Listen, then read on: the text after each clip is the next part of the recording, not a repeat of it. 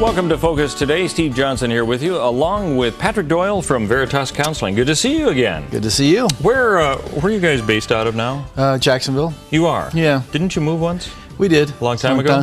Yeah, a long time ago. Was it in Jacksonville to Jacksonville? No, it was from Medford to Jacksonville. Okay, because I only remember the Jacksonville. Yeah, it's been a while, yeah. Well, here's the deal. If you have some questions about today's topic, which I haven't told you yet, we do want you to call in. It has to do with regret.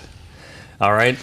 You know, this is something that I don't know why, but a few years ago I decided this was a goal not to have regrets. Yeah. Because, you know, here's what happens. As you get older, and there's all sorts of poetry that's been written about it. Mm-hmm. You know, the things that you had as goals when you were younger, all of a sudden you realize, I may not be able to attain that.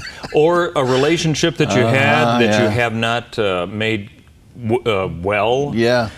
It gets further apart. Yeah. And then you think, you know, all you have to do is sit there and say, 10 years from now, will this situation be better? And do I want it to be better? And if I do, probably the other person isn't going to do something, but I am. So whether it's your job regret or whatever it is that you had as a goal, it's one of those things where I thought, you don't want to go down that path. For me, that meant watch what you say today, because if you regret it tomorrow, that could be with you for years. Right. Let me just throw this out to you, and you probably have seen this before. People who come and say, you know, I had a situation that wasn't such a big deal when I was a kid, but it's still haunting me. Yes. And you think time heals all wounds, it's not true. I don't think that That's is. That's a lie. All right, this is a huge, big intro to the whole issue of regret. What I want to do, though, is make sure that if, in fact, this is, maybe you're getting a stab right now in your heart to say, you know, I've been living with whatever that category is, and I don't really know how to resolve it. Yeah. Or I do, and I'm not willing to take the first step. Yeah. Patrick is the guy to be talking to today. Let me give you our phone number right away so you can write this down, because you may want to give us a call with a question you have, or maybe something that worked for you. It's 541, that's the area code, 776 5770. That's 776-5770. All right, Patrick, good to have you here on the show. Thank you. Let me ask you, when you talk to people who have all sorts of different problems that come to you, what kind of a factor does regret play in some of these issues? I think it always factors in some way. But you know, I think it's important that we do a little bit of definition, because I think regret gets confused with some other things. So regret is something that you have uncomfortable feelings about that happened to you, that didn't happen to you, that it's more like, so, you know, I regret that I said that to my son. Okay, I regret that, you know, I didn't get that job. I regret that I made that mistake. Okay, which is different than, say, something like remorse. Okay. Okay, remorse is... that's another level deeper. Yeah, remorse is, you know, I am sorry about my behavior. I accept responsibility about that thing I did, which is yet again different than, say, contrition. Okay, contrition would be, you don't hear that word a lot, and I think that, you know, I think we need to bring it back. But in terms of healing relationships, contrition is necessary. Contrition is the person who did the wrong is completely in 100% acceptance of responsibility. They're not blame shifting. They're not making excuses. They're not trying to, you know, state their rights. And then connected with contrition is the idea that the person begins to behave in such a way, because they're so contrite about what they did, they're so in ownership, their behavior changes in such a way that you can start to see that they have a long-term commitment to being different.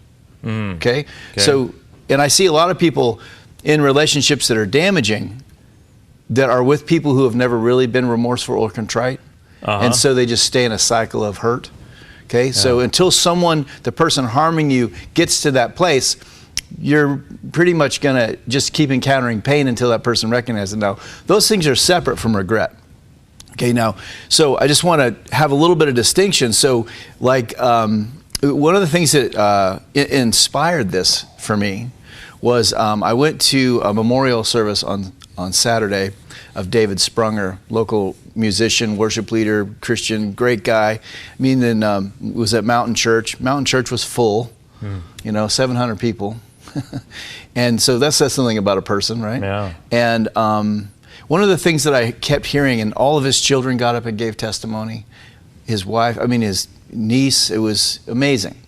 And one of the things that I was struck by was the amount. He died of cancer, but there was no regret. He didn't. There wasn't like, and it was like, I wish I woulda, coulda, huh? No, it was in full acceptance of what God was doing, and there was none of that sort of living in the what I wish I could have had, or I wish it hadn't gone that way, or I wish this thing would have happened. And I say this to a lot of people. One of the ways to deal with regret is to live in what is instead of what if. Okay, a lot of us want to what if it, what if, which you can do till the cows come home. It's endless, rather than getting about the business of dealing with what is. Okay, so if I do have a regret, how do I face that? Can I face that? Is there something I can do to make that better? Can I learn from that? So as I went to this memorial, it really started me to really question my own life and look at my own regrets, and do I have them, and do they affect me, and how does that work? And then I realized, that a lot of people I know live with regret. And so then I was reading actually scripture, and I read this from Timothy, and Paul says this. He's talking about, he says, I've been set apart to proclaim as a preacher, an emissary, a teacher. It is also the cause of all this trouble I'm in. He was in prison when he wrote this letter. But I have no regrets. I couldn't be more sure of my ground. The one I've trusted in can take care of what he's trusted me to do right to the end. So one of the things that I noticed from that is that what the scripture is saying is that your circumstances being different than your desires, if without hope, will lead you to regret. So Paul was, flogged 5 times with 39 lashes. He was beaten by Roman rods 3 times. He was stoned and left for dead, stoned to death, but he survived. Shipwrecked. These are all things that he was talking about when he says, the trouble I'm in, the trouble I've had. But he wasn't regretting it. Like, oh, that's not right. Wish that wouldn't have happened. Yeah. I'm sure that he would have wished to not be beaten, to not be flogged. Yeah. But he didn't let it own him. He was like, the hope I have is in the redemption of what God is doing, which I can't always see. Yeah. And so for us as people who are in circumstances that can be overwhelming, all we can feel is the circumstance, right? So what do you put your hope in? Do you put your hope in your circumstances being what you want? Right, and what it also shows me is that the decisions he had made up to that point helped to assure that he had no regret. Otherwise, if it had been made on poor decision making, then, I regret that I didn't seek the Lord more, or whatever. But he had already done that, so that helped to feed into that path he was on. Well, even if he had made bad decisions, what he knew is that there was a redemptive quality in God's character that would bring something good to the negativity. So like in my life, I had a lot of things happen to me early in my life that I had no control over. I had no control over being in an abusive family. Okay, and so did I at times regret having been in an abusive situation? And did I want it to be different? Well, yeah. Who wouldn't, right? I'd be a little bit crazy if I didn't want another such situation. But for years, I had a lot of regret about what had happened, what I had done as a result, because I lived very poorly as a result of that trauma. I did a lot of things that were not healthy for me or other people. And so I lived with a lot of regret. And so the other thing I wanted to do is bring a little bit of definition about regret versus shame, okay? Or regret versus guilt, okay? Because they're all different, okay?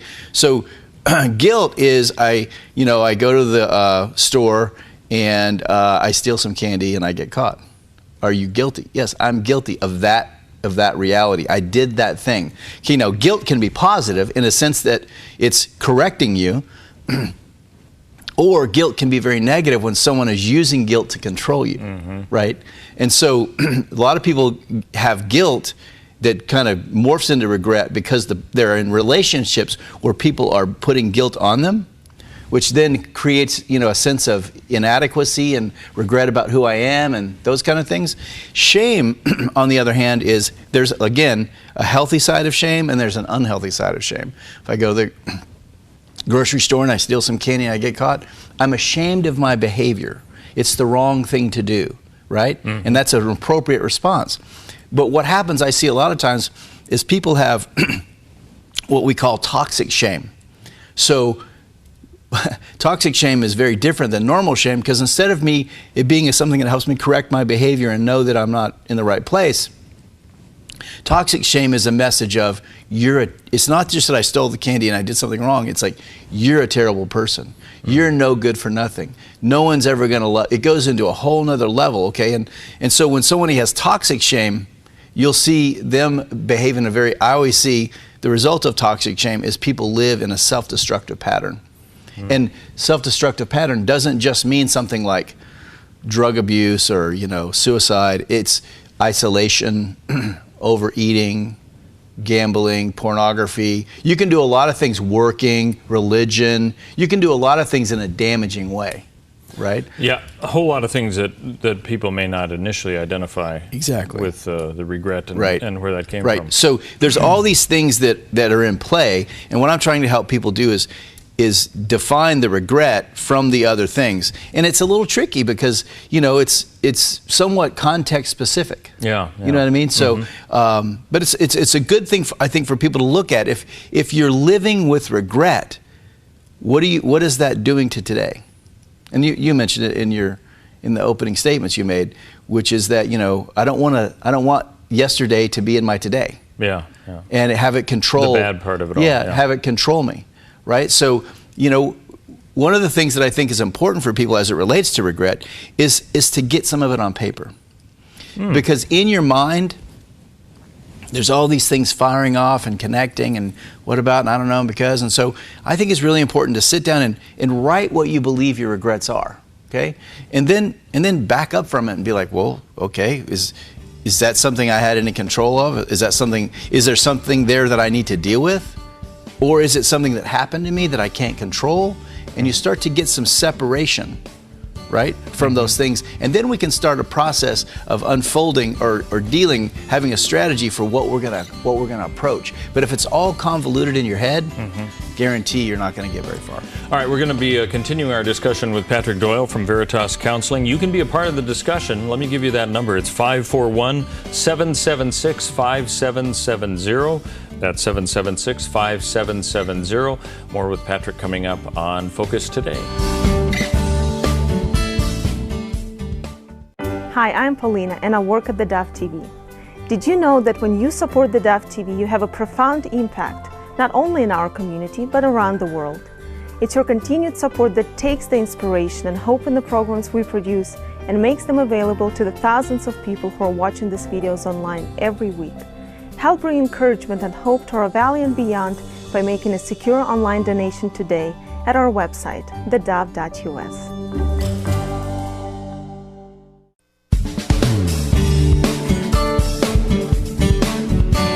Well, welcome back to Focus Today. Patrick Doyle is our guest, and you can be a part of the discussion. We're talking about regret, and it's not just making sure you get rid of it, but how you deal with the stuff that comes with regret. You can be part of the discussion. Let me give you the number, 541-776-5770, 776-5770. Now, you had talked, I want you to get back to this in a moment. Okay. You talked about how writing things down is a big help, and I'm sure you'll be talking about this. Yes.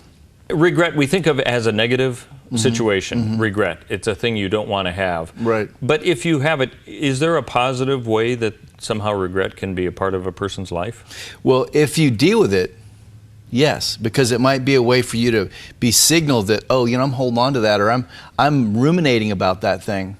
And rumination, I think, is a good connection to regret, because what happens is you keep replaying your failure. And your failure may be perceived.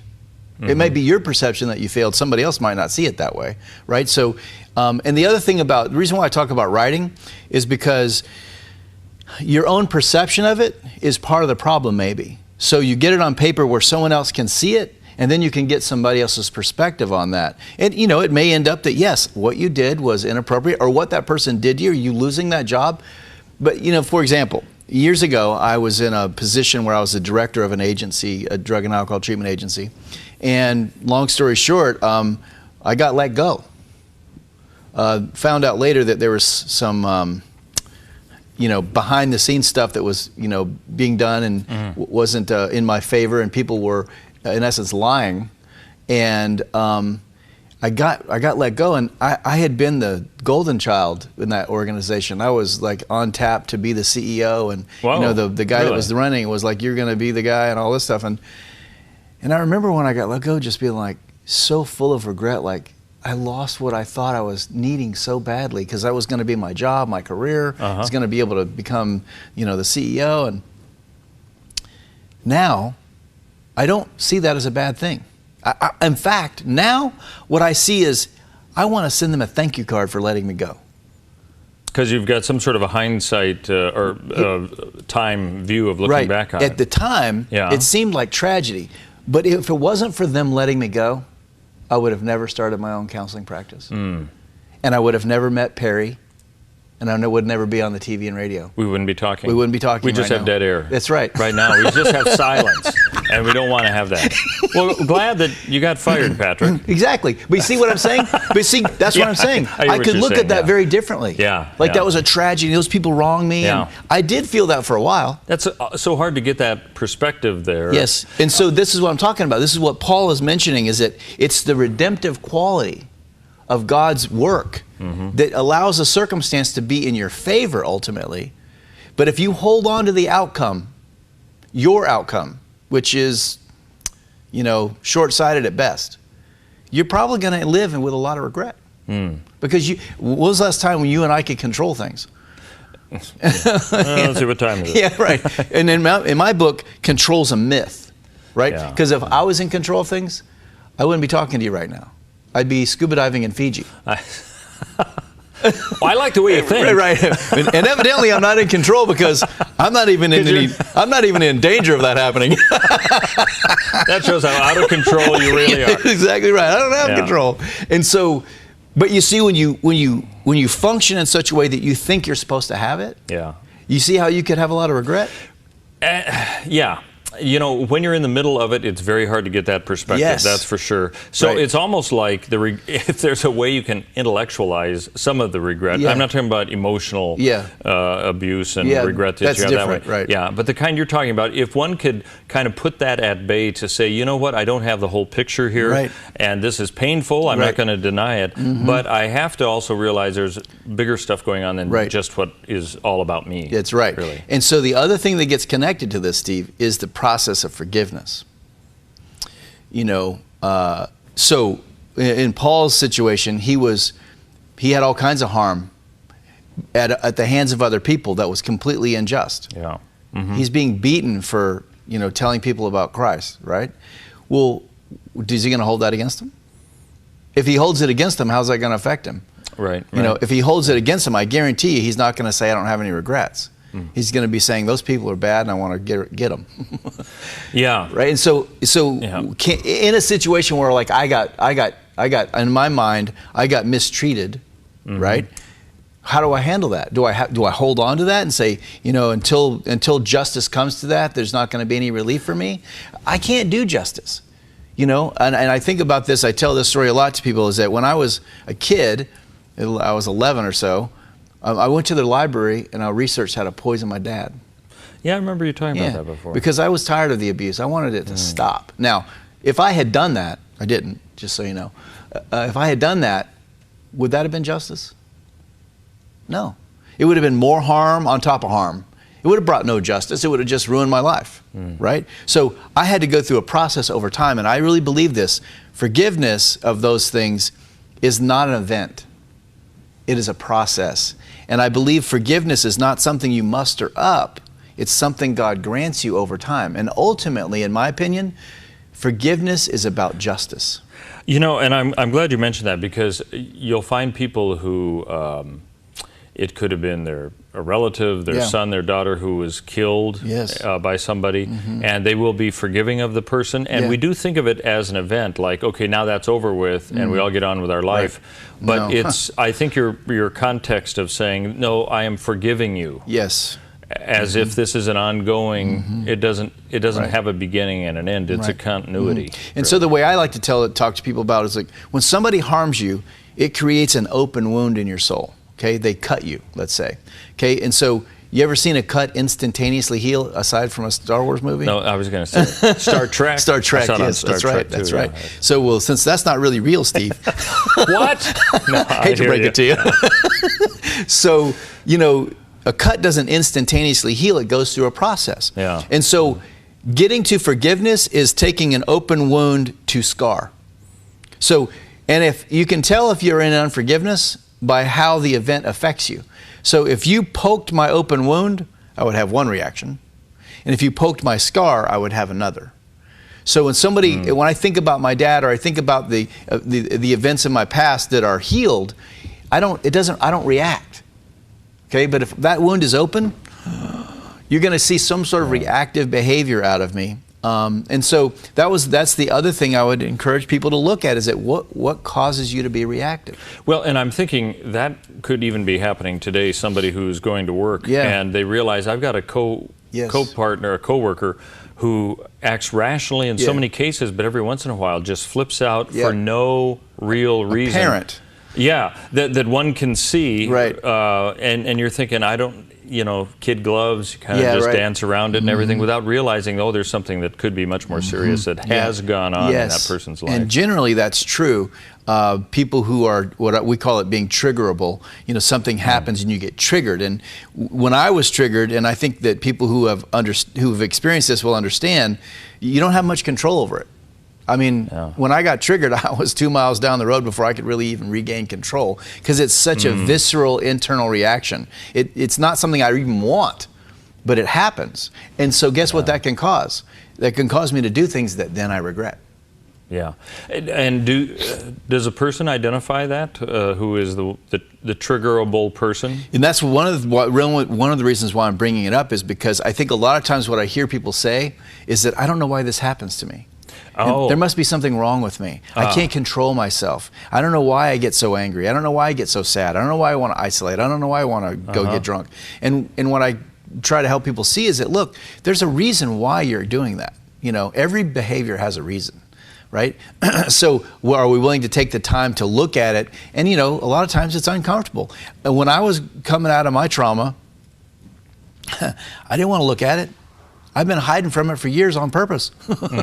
It almost killed me the first time. Why do I want to look at it again? Sure, yeah. You know, and so you don't like to go back to that bad place. No, but here's the deal. If I hadn't, I wouldn't be able to function. I mean, my life today would be very different if it wasn't for the healing that God has brought to me very mercifully over the years from the trauma. And look, life doesn't stop hurting. You know, people continue to do things that are harmful, even your friends. And so I want to talk a little bit about that when we get back from the break, about how that works in a relational context. And, you know, that ties in, because I wanted to ask what regret does to us. Okay. And that all ties in. Patrick Doyle, our guest. You can be a part of the discussion. 541-776-5770. The hour goes by really fast, so if you have a question or a comment, feel free to give us a call. 541-776-5770. Patrick with Veritas Counseling. We'll be back with more in about 2 minutes here on Focus Today. Hi, I'm Paula, and I work at the Dove TV. Every day we get letters and emails from people who've been encouraged, blessed, and challenged by the programs on the Dove TV. But we couldn't do it without you. Did you know that more than 90% of our income comes from people like you? You can help us continue to bring inspiration and hope to our community by making a secure online donation at our website, thedove.us, or call us at 541-776-5368.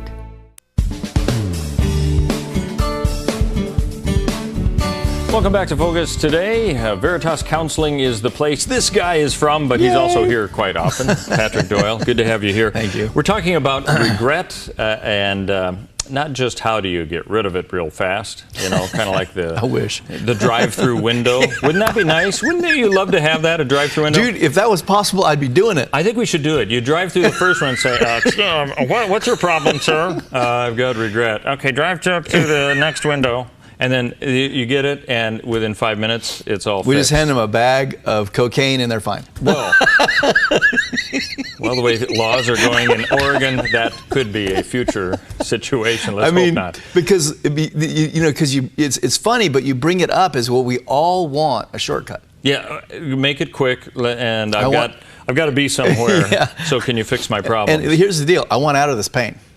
Yeah, and so that's true. I want out of the pain, but I don't want any pain to get out of the pain. Yeah, let me give you this phone number. If you want to call, you still have a chance to. The hour goes by really fast. It's already gone by quickly. 541-776-5770. If there's some issue of regret, dealing with it, how have you even identified that the problem you have is that? Maybe you're hearing some of the things Patrick's talking about, and you're saying, you know what, I think that sounds a lot like me. 541-776-5770. Now, we were talking about, just to kind of unpack this briefly, this is the fast food version of it all. Yeah, it is. But regret isn't necessarily a standalone problem. There are other problems that can happen as a result or because of. Yeah, and that's part of what you have to kind of define. Yeah. Am I feeling regret, or am I feeling hurt and loss, or am I feeling remorse, or am I feeling, shame, or am I feeling guilt? I mean, that's one of the key components of getting better, is understanding what it is. But if you never externalize it, and I really encourage people to externalize through writing, okay? Because I just think there's something profound about that process. And so listen, God said, "Hey, you want to know who I am? Here, I wrote it down for you." So there's something, and the other thing about writing is that it makes what you're writing. So in my mind, I'd be laying in bed trying to go to sleep, and my mind's on fire, and I'm thinking about all these things, and what I should have, could have, and what about, and because, and then I got to do that, and because. Right. And so. That always happens when you're trying to go to sleep. Exactly. And for me, it's going to sleep, taking a shower, or driving the car. Those are the times when my mind's like, "Hey, remember me?" And I'm like, "I'm trying to leave you alone." Patrick, exactly. It's your subconscious. Right, exactly. Yeah. And so. What happens is all that stuff gets going, and in your mind, you have no way of having a context. So I wake up in the morning, and my mind was on fire, and I finally get to sleep, and I wake up, and then the next day it happens again, but I don't have any context for what I was thinking about yesterday. I mean, I kind of know, but if I write it down, okay, I put that away. Let's say I wait 2 months, and then I pull it out, and it's exactly the same as when I wrote it. It didn't change. Okay, but in my mind, that's never true. Because in my mind, things get convoluted, they get connected to things, they mix up. It's the giant mashup in there, right? And so this is why I think writing's important, because I'm like, oh, I was feeling that, I was thinking that, oh, and the other thing is it gives you a marker of, oh, that's changed. Oh, look, I was thinking that, and now, look, I'm making some progress. It's like somebody who's trying to lose weight. You lose 5 pounds, and you're like, yes, I'm making progress, and it motivates you. And I see this sort of malaise that people get in internally, and because they don't have anybody to talk to, they don't have anywhere to go with it, it just keeps stacking up inside. And the more it stacks up, the more we're going to have to do things to shut it down. Okay, well, that gets into the question that I had about the effect of regret with us. So it can have the physical part of it all, for sure. And the mental part is that it gets confusing, it sounds like, as well, where people, you can't really compartmentalize to problem solve. Yes. Is that why it is so important to be able to have somebody that you can talk to bounce things off of? And then I suppose it's important to have the right person. Yes. Because that could even be worse if you got the wrong person. Well, and you bring up an interesting point, and I don't mean to sound critical, but I've just seen this so many times. I feel like I need to say it. Okay. And that is that in the church, a lot of times as soon as someone tells us they're a Christian, we drop our guard. In what way? Well, they're a good person. They're a Christian. Ah, gotcha. Right? And I'm just here to tell you that's not true. Somebody's going to have to prove to you behaviorally that they're safe before you start telling them anything. Okay, and so how do they prove it behaviorally? Well, you tell them a little bit of something, and they don't judge you. They don't gossip about you. They don't use it against you. They don't give you a bunch of instruction and try to act like they're your superior. You know, they prove to you that they're safe over time. And so to get to a place of real trust, you have to take little risks along the way. And if they handle those risks well, then you'll end up in a place where there's safety, okay? So if you start with somebody that you don't know, and to be honest with you, this is one of the beautiful things about being on the radio and TV, is that many people will listen to me or watch me for years before they ever pick up a phone and call. And so what happens is over that period of time, they build trust in me because they see what I am, they know who I am, they hear other people talk, you know, and so they in essence have built that trust. So when they come to counseling, they're like ready to go. Which is in the old days, it's like a cold call. You got to meet somebody, you got to get to know. It just takes longer. Yeah. This has really sped the process up because, and many times they'll come in and, you know, they'll have watched enough videos, they already know what I'm going to say about a certain subject, so we don't even have to cover that, right? We can just get into other things. So having somebody in your life who's safe is key importance. And just because somebody's in the church or because they say they're a Christian doesn't mean they are. They have to prove it behaviorally. And so I just want to caution people not to just quickly trust. Make somebody show you that they're trustworthy, okay?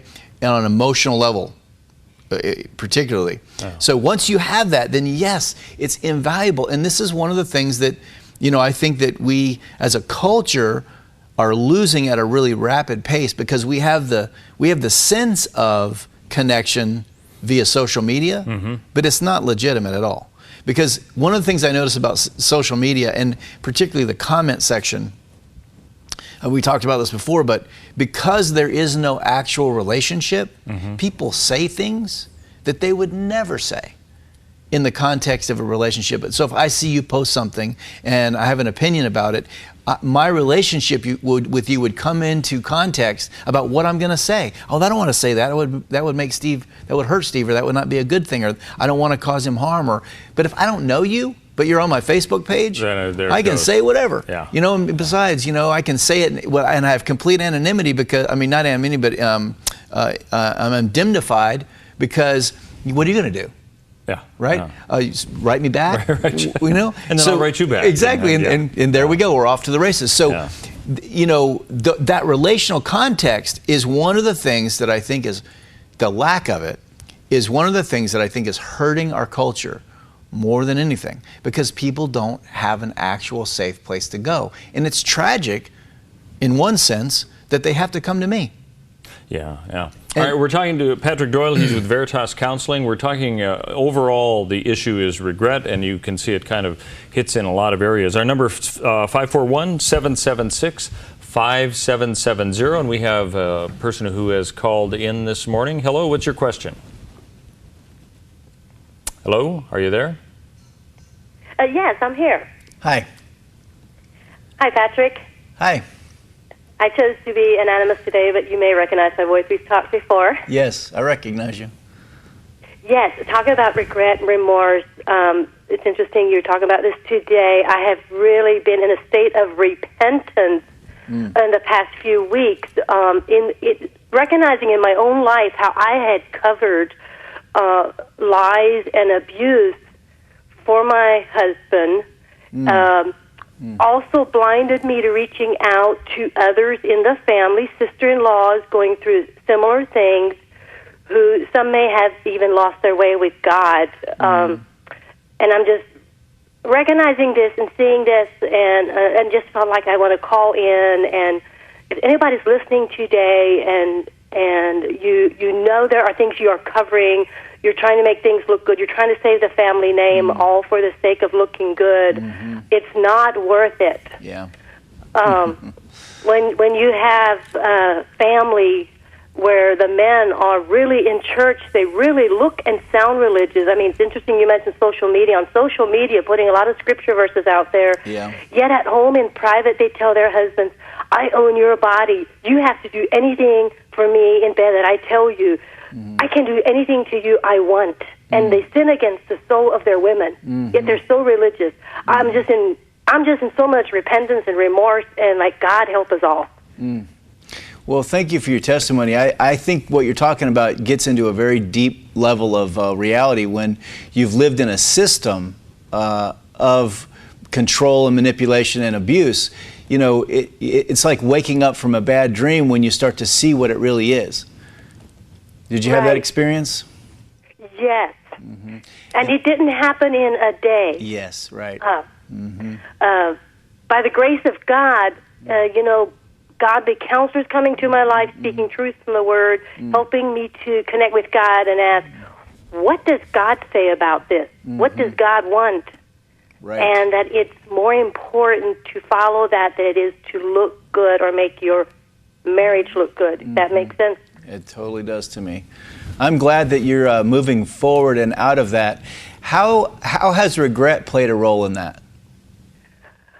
Well, seeing the effects on my children. My oldest son asked me recently if I regretted that I had married Dad, and I told him I cannot say that because God has done such amazing things for me. Most of it comes out of the most painful experiences we've been through in our marriage. Right. And to say I made a mistake in marrying would also be to turn my back on the miracles God is doing. I just can't go there and question God with that. So I don't know if that's answering your question, but you know, the children asking these questions, I say, just look at what God is doing.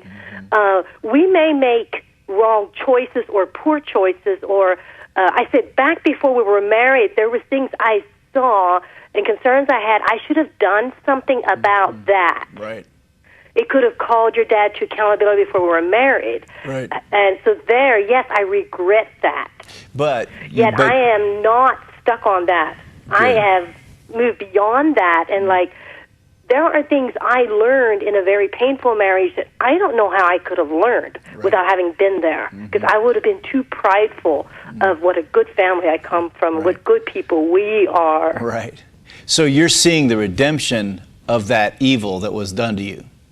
Absolutely.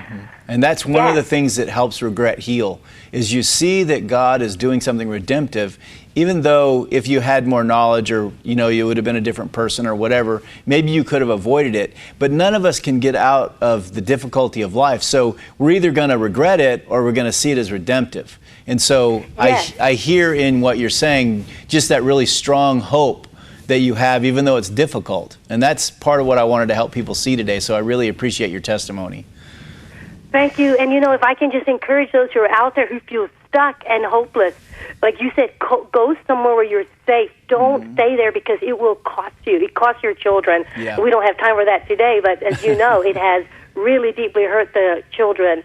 And go for help and redeem your situation. Do what you can so God can redeem the situation. Thanks for calling. I appreciate it very much. The caller brings up an interesting point that sometimes we think, well, this regret that I have that's showing itself maybe in a negative way only impacts me. But clearly, as we heard, it's impacting a lot of people. That's right. All right, we're going to talk a little bit more about that, and also some final thoughts on how to deal with regret. Again, if you have a call, you do have time to give us a buzz. 541-776-5770. Patrick Doyle with Veritas Counseling with us, and we'll be back with more in about 2 minutes here on The Dove.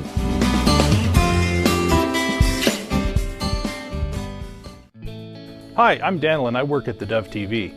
Compared to Portland, Seattle, and LA, Medford might be considered a small market, but at the Dove, we're excited about the opportunity to make a big impact right here in our community. And you help make that happen. Did you know that more than 90% of our income comes from people like you? You can help us now by making a secure online donation at our website, thedove.us, or by phoning 541-776-5368.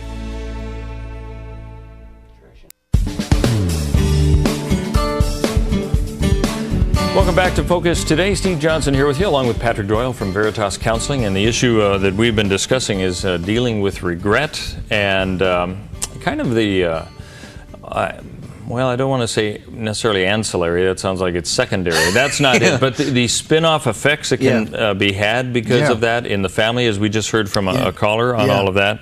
And a person with regret is not an island. I mean, we all do impact other people, and I would imagine, though, that somebody who has a level of regret for wish I had done this, could have done this better, whatever it might have been, has an effect on other people more so than that person would think. Am I right on that? Yeah, absolutely. Well, you know, if somebody cares about you and you're immobilized by regret, that's going to affect them, right? And if you're immobilized by regret, you're not going to be yourself, because you're living in a circumstance that isn't today. And so that's the other thing that I think that along with getting people to start to look at and document what's going on inside, it's with a view of, I want to be in today as much as possible instead of yesterday or tomorrow, right? I don't have any control over yesterday. It's gone. I can't change it. And I can't control tomorrow. It's not here yet. All I got is today. And so with living with regret, you often hear these sayings about, be in the now. Have no regrets. There's also a sense of, I've heard it sort of abused, the idea of have no regrets like, don't have any restraint. Okay, well, restraint's necessary. I mean, there are healthy and unhealthy things. There are wise and unwise. There are moral and immoral things that we can do. And so the beautiful thing about being God's child is that, let's just say that, I harmed my child, like our caller was saying. My decisions, although unintentionally, it wasn't intentional, but nonetheless, it still harmed someone, right? So if I recognize that was harmful to them, what do? Do I just sit around and think about how terrible I am? Or do I repent? Own it. Ask God to help me, ask God to forgive me, and that's one of the most liberating things that I've known as being God's child, is that nothing's held against me. Other people will hold stuff against me, I'm guaranteeing you that, but God won't. And so I can have the freedom of not having it held against me, and I can repent of it. I can ask for forgiveness. I can make restitution if I need to. Whatever I got to do, but I don't have to live in it. Right. And so that's one of the things I wanted people to know today, is that, look, there's a way out, but you're not going to know what to get out of if you don't know what it is. And take the lead in and not just hoping for the best, I suppose, right? Exactly. Vivian is on the phone with us. She's called 541-776-5770. Vivian, what's your question today? Hi. Hi. Hi. My question is concerning the experiences of missionary children who, now grown, have lived with an abusive situation for, from anywhere from a couple years to up to 10 years. This has been my experience. Right. And so my question has so many angles to it. I'm not sure exactly what to say, except how does one reintegrate into a church in whose well, Vivian, I think that because of time, I want to get right to this. Well, there's two issues there. One is re-entering into church is probably a secondary issue to dealing with the trauma. If you're the person who was abused, am I understanding that right? Yes, I and my peers, and I'm 67 years old, right, so right. Been some time, but sure, but it doesn't change the pain of it, does it? It doesn't. No. So, like we said before, time does not heal those wounds. So, and particularly if the people or the person who did the abuse has never taken responsibility for it, and or it's still secret. Those are issues that affect your ability to, and the speed at which you can heal. Is it still a secret, or do people know? Well, actually, there was an investigation into the situation, which was, shall I name the denomination, or would you prefer not? No, you don't need to. But okay. Was there anything done? There was an investigation. There was people called on the carpet as far as their behavior, their abusive behavior, both in classroom and in the boarding school. Right. But there was no legal action taken, and most of the people who perpetrated were just brushed off, and the leadership of this denomination simply did not respond to to the reports that were heard. Right. And so there's for me, I guess it's a major trust issue to even go back into church and to even try to open up again. Right. Well, I completely understand why that is, and I would say also, I mean, I wish we had more time, but there's a secondary. There's not a secondary. There's another trauma that's involved in this, which is that you were sent to a boarding school. Yes, absolutely. And while I understand the consequences or the context of that, and that it may have been what was best at the time, every child feels a loss in that. And then not only do you feel the loss, but then on top of the loss, you stack being mistreated. Yes. Well, that's going to pretty strongly debilitate your ability to trust another human being, and particularly when it's done in the name of God. Yes, absolutely. Thank you so much for acknowledging that. Yeah, and so that's what I was saying earlier in the show, is that just because somebody says they're a Christian doesn't mean they are. And somebody who's abusing you, in my mind, doesn't have the Spirit, because that's not something God would do, is abuse you. So I really think that what you have to do is spend some time talking to somebody at length and sort of getting clear about what's really there in terms of where your feelings are at. And we can't go back and undo it, right? We can't now do justice, but we can get to a place of freedom so that those wounds don't inhibit my life today. Mm-hmm. And that's what I would hope and pray for you, is that you could get to that place with the help of someone. And that trauma is real, and it affects us. I was abused as a kid, and I know that it profoundly negatively affected my life. And I can say, because of God's mercy, that today I don't live in that effect like I used to, but it doesn't mean that I don't still have doubt at times, or I still don't struggle with the feelings that I had, but it doesn't control me like it used to. And I have hope that you could get to the other side of it. It doesn't matter that you're 39. Yeah. Well, you know what? I did write my book, and it started. My process really broke open when I was 55. And for 65, I went through the process of writing a book and purging that way. Has it been published? Yes, well, self-published. Could you send me a copy? I certainly will. I'd love to read it. And I don't want you to pay for it. Okay. Okay, it's my gift. That's even better. Vivian, hey, thank you very much. Yes. Appreciate being so transparent. Yes. Thanks very much.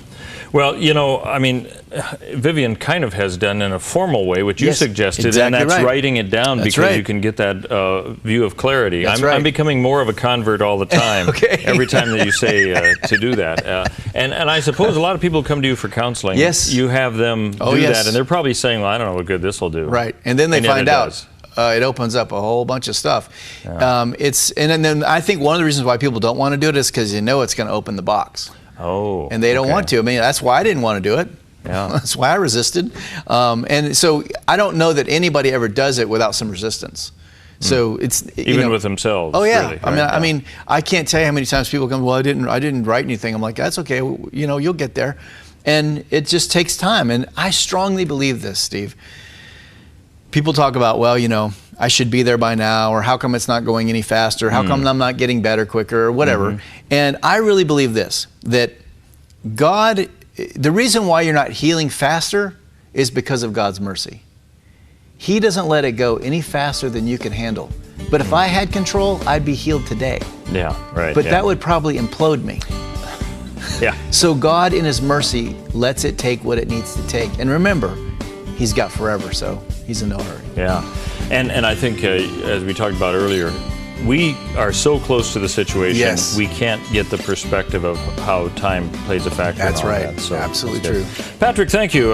Patrick Doyle with Veritas Counseling, our guest today. Today we were talking about regret. You talked about a whole lot of things outside of that. How can people get in touch with you? They can go to my website, veritascounseling.com, or they can call my office at 622-6018. And that's area code 541 622-6018. Yeah. All right. Thanks for being with us. Appreciate it. Thank you for joining us for another edition of Focus Today.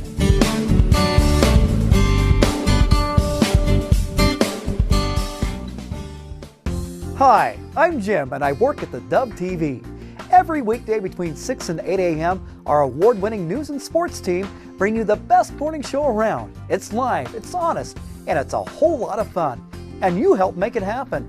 Did you know that more than 90% of our income comes from people like you? You can help us continue to air local programs that share your voice by making a secure online donation at our website, thedove.us.